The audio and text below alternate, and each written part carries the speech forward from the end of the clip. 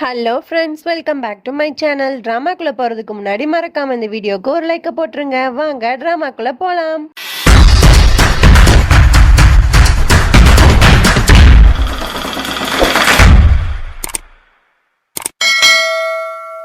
Starting சீன்ல நம்ம தியாவை தான் காட்டுறாங்க. தியா கிட்ட வந்து அத்தைக்காரியும் தியாவோட அக்காவும் வந்து பேசிட்டு இருக்காங்க. அப்ப என்ன சொல்றாங்க அப்படின்னா, இந்த மாதிரி ஒரு சடங்கு இருக்கு, உங்க அக்கா வந்து உனக்காக 56 டிஷ்ஷஸ் எல்லாம் செஞ்சு வச்சிருக்கா, அதனால உங்க குடும்பத்துல இருக்க எல்லாரும் வந்து கண்டிப்பா வந்து சாப்பிடணும், அந்த விருந்துக்கு வரணும், இது வந்து கல்யாணம் முடியறதுக்கு முன்னாடி பொண்ணுக்கு நாங்க பண்ற சடங்கு அப்படிங்கிற மாதிரிலாம் சொல்றாங்க. உடனே தியா சொல்றா, இப்போ அது கண்டிப்பா பண்ணணுமா, ரதன் சிங் வேற விரதத்துல இருக்கானே, அப்போ எதுவும் நினைச்சுக்க போறான் அப்படிங்கிற மாதிரிலாம் சொல்றா. உடனே அத்தைக்காரியும் அக்காவும் சமாதானப்படுத்தி, அதெல்லாம் ஒண்ணும் இல்ல, பிரச்சனை இல்ல, நீங்க ஃபங்க்ஷனுக்கு வாங்க அப்படிங்கிற மாதிரி சொல்லிட்டு போயிடுறாங்க. அதுக்கப்புறம் எல்லாருமே வந்து அந்த டிஷ்ஷஸ் எல்லாம் சாப்பிட்றதுக்காக உட்காந்துருக்காங்க. எல்லாரும் ஆசையா அப்படி சாப்பிட போறாங்க. கரெக்டா அந்த இடத்துக்கு ரதன் சிங் வந்துடுறான். வந்துட்டு இவ்வளவு சாப்பாடு சாப்பிட்றாங்களா அப்படிங்கிற மாதிரி ஷாக் ஆயிட்டு கிளாப் பண்ணிக்கிட்டே வரான். நல்லா பண்றீங்க எல்லாரும், என்னைய மட்டும் விரதம் இருக்க சொல்லிட்டு நீங்க எல்லாரும் இங்க உட்காந்து நல்லா சாப்பிட்டுட்டு இருக்கீங்களா அப்படிங்கிற மாதிரி ரொம்ப ஓவராவே பேச ஆரம்பிச்சிடுறான். ஏன்னா ஏற்கனவே வேற குடிச்சிருக்கானா, அதனால என்ன பேசுறோம் அப்படிங்கறதே தெரியாம ரொம்ப ஓவராவே எல்லாரையும் கிண்டல் பண்ணி பேசுறது அப்படிங்கிற மாதிரி ரொம்ப பேசிடுறான். தியாக்கு வந்து பயங்கரமான கடுப்பாயிருது. அதுக்கப்புறம் ரதன் சிங்க வந்து ரூம்ல போய் தூங்க வைக்கிறாங்க. அவன் எந்திரிச்சு பாக்குறான். எந்திரிச்சு பார்த்துட்டு ஐயோ நம்ம டைம் ஆயிடுச்சு, நம்ம ஃபாஸ்டிங்க முடிச்சிடலாம் அப்படிங்கிற மாதிரி ஹாப்பியா ரீச் சாப்பிட போறான். அப்பதான் அவனுக்கு டக்கு ஞாபகம் வருது, நைட்டு ஃபுல்லா நம்ம இவ்வளவு கலாட்டா பண்ணிருக்கோமே அப்படிங்கிற மாதிரி யோசிச்சுட்டு விறுவிறுன்னு தியாவோட அப்பா கிட்ட போயிட்டு, நீ மன்னிச்சிடுங்க அங்கிள், தெரியாம நடந்துருச்சு, எனக்கு ஃபாஸ்டிங்லாம் புதுசு, அதான் இப்படி ஆயிருச்சு அப்படி இப்படின்னு சொல்லிட்டு இருக்கான். அந்த இடத்துக்கு வந்து தியா வந்துட்டு பயங்கரமா கோவப்படுறா. நீ எந்த விஷயத்தையுமே உருப்படியா பண்ண மாட்டேற ரதன் சிங் அப்படிங்கிற மாதிரி ரொம்ப கோவப்பட்டு திட்டிடுறா. உடனே ரதன் சிங் வந்து சாரி தியான்னு சாரி கேட்டுட்டு அதுக்கப்புறம் வந்து அந்த தியாவோட மாப்பிள்ள இருக்கான்ல, அவனுக்கு கால் பண்ணி பேசிட்டு இருக்கான்.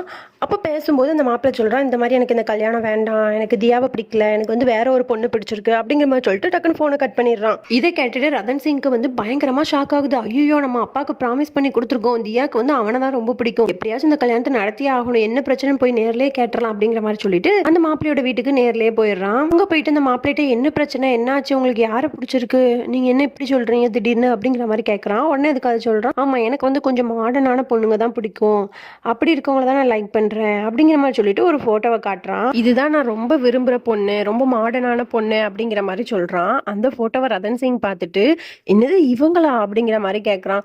அந்த போட்டோல யார் இருந்திருப்பா அப்படின்னா, இந்த கத்ரினா கைஃப்னு சொல்லுவோம்ல ஒரு ஹீரோயின், அவங்க போட்டோ தான் இருந்திருக்கும். அதுக்கப்புறம் அந்த மாப்பிள்ள இருக்கான்ல, அவன் வந்து விழுந்து விழுந்து சிரிக்க ஆரம்பிச்சிடறான். என்ன ரதன் சிங் நல்லா பயந்துட்டியா, நான் உன்னை வந்து ஜஸ்ட் பிராங்க் தான் பண்ணேன் அப்படிங்கிற மாதிரி சொல்லிடுறான். அதுக்கப்புறம் ஐயோ நீங்க பிராங்க் தான் பண்ணீங்களா, நான் ரொம்ப பயந்துட்டேன், ஏன் வந்து உங்க மேல ரொம்ப லவ் வச்சிருக்கா அப்படிங்கிற மாதிரிலாம் சொல்றான். அதுக்கப்புறம் அவன் சொல்றான், நானுமே தியா மேல ரொம்ப லவ் வச்சிருக்கேன், நான் ஜஸ்ட் சும்மா பிராங்க் பண்ணி விளையாண்டேன் அவ்வளவுதான் அப்படிங்கிற மாதிரி சொல்றான். அதுக்கப்புறம் ரதன் சிங் சொல்றான், சரி ஓகே ஹல்தி ஃபங்க்ஷனுக்குலாம் ரெடி ஆகுங்க அப்படிங்கிற மாதிரி சொல்லிட்டு ரதன் சிங் அந்த இடத்த விட்டு போயிடுறான். உடனே அந்த இடத்துக்கு வந்து இந்த மாப்பிள்ளக்காரியோட அக்கா வந்துடுறா. என்ன நீ இப்படி எல்லாம் பண்ணிட்டு இருக்க, உனக்கு என்ன ஆச்சு அப்படிங்கிற மாதிரி கேட்கறா. உடனே அவன் சொல்றான், நம்ம ஃபர்ஸ்ட் ரதன் சிங்கையும் தியாவையும் கண்டிப்பா பிரிச்சே ஆகணும், அதுக்கான பிளான் தான் நான் இப்ப போட்டிருக்கேன், எல்லாமே நல்லபடியா போகும், கொஞ்சம் வெயிட் பண்ணி பாரு அப்படிங்கிற மாதிரி சொல்லிடுறான். அப்புறம் அப்படியே நம்ம ரதன் சிங்கை தான் காட்டுறாங்க. அவன் வந்து தன்வின்னு ஒரு பொண்ணு கிட்ட வந்து பேசுவான்ல, அவகிட்ட உட்காந்து வந்து எல்லாத்தையும் புலம்பிட்டு இருக்கான். இந்த மாதிரி வந்து தியாவோட மாப்பிள்ளைக்கு வந்து கொஞ்சம் மாடர்னா இருக்கதான் பிடிச்சிருக்கும் போல, ஆனா தியா வந்து இப்படி இருக்கா, இப்ப என்ன பண்ணலாம் அப்படிங்கிற மாதிரி யோசிச்சுட்டு இருக்கா. உடனே வந்து அந்த பொண்ணு சொல்றா, அதுக்கு என்ன, மாடர்னா ஒரு ட்ரெஸ் ரெடி பண்ணி போட்டுட்டா முடிஞ்சு போச்சு, வேற என்ன அப்படிங்கிற மாதிரி சொல்றான். உடனே அப்ப வந்து ரதன் சிங்க்கு வந்து ஏதோ ஒரு ஐடியா வந்து தோணுது. உடனே ரதன் சிங் வந்து அந்த பொண்ணுகிட்ட சொல்றான், இந்த மாதிரி வந்து நீ காஸ்டியூம்லாம் டிசைன் பண்ணுவல்ல, தியாக்கு வந்து ஒரு மாடர்னான ஒரு ட்ரெஸ் வந்து டிசைன் பண்ணி எனக்கு கொண்டு வா சரியா அப்படிங்கிற மாதிரி சொல்றான். அந்த பொண்ணு ஓகே அப்படிங்கிற மாதிரி சொல்றா. அதுக்கப்புறம் ஹல்தி ஃபங்க்ஷன்லாம் நடக்க போகுது, அதனால எல்லாமே ரெடி பண்ணி வச்சிருக்காங்க. அதுக்கப்புறம் ஹல்தி ஃபங்க்ஷனும் ஸ்டார்ட் ஆயிருது. தியாக்கு வந்து மெஹந்தியும் போட்டு விட்டுட்டு இருக்காங்க. இப்போ எல்லாரும் வந்து டான்ஸ் ஆடி அந்த ஹல்தி ஃபங்க்ஷன் வந்து செமையா என்ஜாய் பண்றாங்க. அதுக்கப்புறம் ஹல்தி ஃபங்க்ஷன்லாம் முடிஞ்சதுக்கு அப்புறம் ரதன் சிங் வந்து தியாவை போய் பார்த்துட்டு, இந்த மாதிரி நான் உனக்கு ஒரு கிஃப்ட் வச்சிருக்கேன் தியா, இதை போட்டுட்டு இன்னைக்கு நைட் வந்து ஒரு பார்ட்டி இருக்கு, அதுக்கு வந்து நீ கண்டிப்பா வரணும் சரியா அப்படிங்கிற மாதிரி சொல்லி அந்த கிஃப்டையும் கொடுத்துட்டு அங்க இருந்து போயிட்டு அந்த மாப்பிள்ள இருக்கான்ல, அவனுக்கு கால் பண்ணி இந்த மாதிரி வந்து தியா வந்து ஒரு பார்ட்டி ஏற்பாடு பண்ணிருக்கா, அதுக்கு நீங்களும் வாங்க, உங்களுக்கு வந்து ஒரு பெரிய சர்ப்ரைஸ் அங்க காத்துட்டு இருக்கு அப்படிங்கிற மாதிரி சொல்லி அவனையும் இன்வைட் பண்ணிடுறான். அதுக்கப்புறம் எல்லாருமே வந்து பார்ட்டிக்கு போறாங்க. அங்க வந்து நம்ம ரதன் சிங், யாஷ், அதுக்கப்புறம் தன்வி, இப்படி எல்லாருமே வந்து நல்லா டான்ஸ் ஆடி என்ஜாய் பண்ணிட்டு இருக்காங்க. ரதன் சிங் வந்து அந்த மாப்பிள்ளைக்கும் தியாக்காகவும் வந்து வெயிட் பண்ணிட்டே இருக்கான். அதுக்கப்புறம் அந்த மாப்பிள்ளையும் வந்துடுறான், அவனே வெல்கம் பண்ணி கூட்டு போயிடுறான். அதுக்கப்புறம் தியாக்காக வெயிட் பண்ணிட்டு இருக்கான். இங்க அப்படியே நம்ம தியாவை தான் காட்டுறாங்க. அவ வந்து அவங்க அப்பா ரூமுக்கு போறான். அவங்க அப்பா வந்து ரொம்ப சோகமா இருக்காங்க. உடனே தியா வந்து அப்பா என்னாச்சு, எதுக்காக இப்படி இருக்கீங்க அப்படிங்கிற மாதிரி கேட்டோன்னா அவர் வந்து ஓவரா எமோஷனல் ஆயிடுறாரு. இந்த மாதிரி சின்ன வயசுலேருந்து உன்னை நான் அப்படி வளர்த்தேன், இந்த மாதிரிலாம் உன்னை பார்த்துக்கிட்டேன், ஆனால் நீ வந்து உனக்கு ஒரு பொறுப்பு வந்து சின்ன வயசுலேயே கிடைச்சிருச்சு, அதனால நீ என்னை விட்டு பிரிஞ்சிருந்த, இப்போ வந்து கல்யாணமும் ஆக போது நீ வந்து என்னை விட்டு பிரிஞ்சு போயிடுவல்ல அப்படிங்கிற மாதிரி ரொம்ப எமோஷனலாக ரெண்டு பேரும் பேசிட்டு இருக்காங்க. அதுக்கப்புறம் தியா வந்து அவங்க அப்பாவை சமாதானப்படுத்திட்டு அவளோட ரூமுக்கு வந்து ரதன் சிங் கொடுத்தான்ல கிஃப்ட், அதை ஓப்பன் பண்ணி பார்க்குறான். பார்த்தா வந்து என்ன இப்படி ட்ரெஸ்ஸை வந்து ரதன் சிங் கொடுத்துருக்கான், இப்போ என்ன பண்ணுறது அப்படிங்கிற மாதிரி யோசிச்சுட்டு இருக்கா. அதுக்கப்புறம் அப்படியே அந்த பார்ட்டியை தான் காட்டுறாங்க. அவங்க வந்து ரதன் சிங் வந்து தியா எப்போ வருவா அப்படிங்கிற மாதிரி வெயிட் பண்ணிட்டு இருக்கான். உடனே டக்குன்னு வந்து தியா வந்துடுறா. அவன் வந்து ரொம்ப எக்ஸ்பெக்ட் பண்ணிட்டு இருந்தான், தியா வந்து மாடர்ன் ட்ரெஸ்ல வந்து வருவா, அப்போனா வந்து அந்த மாப்பிள்ளையை வந்து இம்ப்ரெஸ் பண்ணிடலாம் அப்படிங்கிற மாதிரி மைண்ட் செட்டில் வந்து அவன் இருந்துட்டு இருப்பான். ஆனால் நம்ம தியா வந்து ஃபுல்லாக கவர் பண்ணி நல்ல சுடிதார் வந்து போட்டுட்டு வந்துடுறா. இதை பார்த்தோன்னா ரதன் சிங் வந்து ரொம்பவே அப்செட் ஆயிடுறான். உடனே அந்த மாப்பிள்ளைக்கு வந்து ரொம்பவே சந்தோஷமாயிருது. ஏன் அப்படின்னா ரதன் சிங் சொன்னதை தான் தியா பண்ணுவான்னு நினைச்சு ரதன் சிங் வந்து ஓவர் கான்ஃபிடன்ஸ்ல இருந்திருப்பான். வந்து அதை நடக்காம போயிருச்சுல. அப்போ இவங்க ரெண்டு பேருக்குள்ள எப்படியாச்சும் ஏதாவது ஒரு வந்து சண்டை வரும், அதுல இவங்க ரெண்டு பேரும் பிரிவாங்க அப்படிங்கிறது தான் அந்த மாப்பிள்ளையோட ஆசையா இருந்திருக்கும்.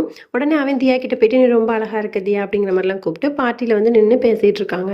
அப்போ உடனே அந்த இடத்துக்கு வந்து தன்வி பொண்ணு இருக்கால, அவன் வந்துட்டு நம்ம ரதன் சிங் கிட்ட வந்து என்ன ரதன் சிங், தியா அந்த ட்ரெஸ் கோட்ல வந்திருக்கான், நீ வாங்கி கொடுத்த ட்ரெஸ்ஸே இது இல்லையே, பார்ட்டிக்கு இந்த ட்ரெஸ் கோட்லயே வருவாங்க அப்படிங்கிற மாதிரிலாம் சொல்லிட்டு இருக்கா. அவனும் வந்து ஆமா என்ன பண்றது, இவ இப்படி பண்ணிட்டா அப்படிங்கிற மாதிரி சொல்லிட்டு பயங்கரமா டென்ஷன் ஆகுறான். அதுக்கப்புறம் என்ன பண்ணுறான் அப்படின்னா இந்த மாதிரி எல்லாருமே வந்து ரெண்டு ரெண்டு பேராக டான்ஸ் ஆடிட்டு இருக்காங்க. அப்புறம் ரதன் சிங்கும் தன்வி இருக்கால, அந்த பொண்ணு டான்ஸ் ஆடிட்டு இருக்காங்க.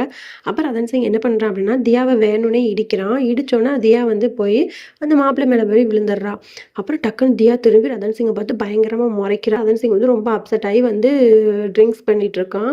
அப்போ யாஷ் கிட்ட சொல்கிறான், இவளுக்கு என்னதான் பிரச்சனை, ஒரு ட்ரெஸ் கோடு கொடுத்தா அதையும் போட்டு வரல, அவள் ஹஸ்பண்ட் கூட தானே டான்ஸ் ஆடுறதுக்காக நான் இப்படி பண்ணேன், அதையும் பண்ண மாட்றா, இவ பண்ணுறது எதுவுமே எனக்கு பிடிக்கல அப்படிங்கிற மாதிரி ரொம்ப வந்து யாஷ் கிட்ட புலம்பிட்டே இருக்கான். அப்போ உடனே அந்த இடத்துக்கு வந்து அந்த மாப்பிள்ளை இருக்கான்ல, அவன் வந்து அப்படியே குடிச்சுட்டே வந்து தியாக்கு வந்து ட்ரிங்க்ஸ் பண்ற பழக்கம்லாம் இல்லை, அவள் வெறும் நார்மல் ஜூஸ் தான் குடிப்பா அப்படிங்கிற மாதிரி பேசிட்டு இருக்கான். உடனே அதுக்கப்புறம் மாப்பிள்ளை சொல்றான், எனக்கு ஏதோ சர்ப்ரைஸ் இருக்குன்னு சொன்னியே ரதன் சிங், அது என்னது அப்படிங்கிற மாதிரிலாம் பேசிட்டு வேணுன்னே ரதன் சிங்கை வந்து வெறுப்பேற்றுறான். அதுக்கப்புறமா சொல்றான், இந்த மாதிரி தியாவை பத்தியா, ட்ரெஸ் கோடு எல்லாரும் எப்படி போடுறாங்க, தியா இந்த மாதிரி தான் போட்டு வருவா, எனக்கு நல்லாவே தெரியும் அவளை பத்தி அப்படிங்கிற மாதிரிலாம் சொன்னோன்னா ரதன் சிங்க்கு வந்து பயங்கரமா டென்ஷன் ஆகுது. உடனே அந்த இடத்துக்கு வந்து தியா வரா. தியா வந்தோன்னா ரதன் சிங் வந்து தியாவை பார்த்து பயங்கரமா முறைச்சிட்டு அந்த இடத்த விட்டு போயிடுறான். அதுக்கப்புறம் யாஷும் தியாவும் பேசிட்டு இருக்காங்க. என்ன தியா உனக்கு இந்த பார்ட்டி பிடிச்சிருக்கா, நல்லா என்ஜாய் பண்றியா அப்படிங்கிற மாதிரிலாம் கேட்குறான். ஆமா நல்லா இருக்கு, ஆனா ரதன் சிங் மட்டும் ஏன் இவ்வளோ அப்செட்டா இருக்கான்னு எனக்கு புரியவே இல்லை, அதுதான் மனசுக்கு ஒரு மாதிரி இருக்கு, மற்றபடி ஒன்றும் இல்லை அப்படிங்கிற மாதிரி அவங்க ரெண்டு பேரும் ஜாலியாக பேசிட்டு இருக்காங்க. பார்ட்டியில் எல்லாரும் செமையாக டான்ஸ் ஆடி என்ஜாய் பண்ணிட்டு இருக்காங்கல்ல. அப்போ உடனே ரதன் சிங் என்ன பண்ணுறான் அப்படின்னா இந்த மாதிரி புதுசாக கல்யாணம் ஆக போகிற பொண்ணு மாப்பிள்ளைக்காக தான் இந்த பார்ட்டி, எல்லாரும் அதில் நம்ம எல்லாரும் நல்லா ஜாலியாக என்ஜாய் பண்ணலாம், ஆனால் அவங்களுக்கு ஒரு கேம் நடக்க போகுது, இப்போ எல்லாரும் இங்கே வாங்க அப்படிங்கிற மாதிரி கூப்பிடுறான். உடனே தியாவையும் அந்த மாப்பிள்ளையும் வந்து நிற்க வச்சுட்டு இவங்க ரெண்டு பேருக்கும் இப்போ நான் வந்து ஒரு டாஸ்க்கு கொடுக்க போகிறேன். அது என்ன டாஸ்க் அப்படின்னா இந்த மாதிரி இவங்க ரெண்டு பேரும் சீக்கிரமாக கல்யாணம் பண்ண போகிறாங்கல்ல, அதனால அது ரிலேட்டடாக நான் வந்து ஒரு டாஸ்க் கொடுக்க போகிறேன். இந்த மாதிரி இப்போ ரெண்டு பேருமே வந்து இப்போ கிஸ் பண்ண போகிறாங்க அப்படிங்கிற மாதிரியும் சொல்லிடுறான். இதை கேட்டோன்னே தியாவுக்கு பயங்கரமான ஷாக்கு. யாஷும் இருந்துக்கிட்டு இவன் என்ன இப்படி பண்ணிட்டு இருக்கான் அப்படிங்கிற மாதிரி ஷாக் ஆகி பார்த்துட்டு இருக்கான். சுற்றி இருக்க எல்லாரும் வந்து அந்த தியா தியா தியான்னு கத்துறாங்க. அதுக்கப்புறம் அந்த மாப்பிள்ளையோட நேமை சொல்லி கத்துறாங்க, கமான் கமான் அப்படிங்கிற மாதிரிலாம் சொல்லிட்டு இருக்காங்க. தியா வந்து பயங்கரமாக டென்ஷன் ஆகுறா. ஓகே ஃப்ரெண்ட்ஸ், இதோட நம்ம இந்த பார்ட்டை முடிச்சுக்கலாம், நாளைக்கு பார்க்கலாம், பாய்.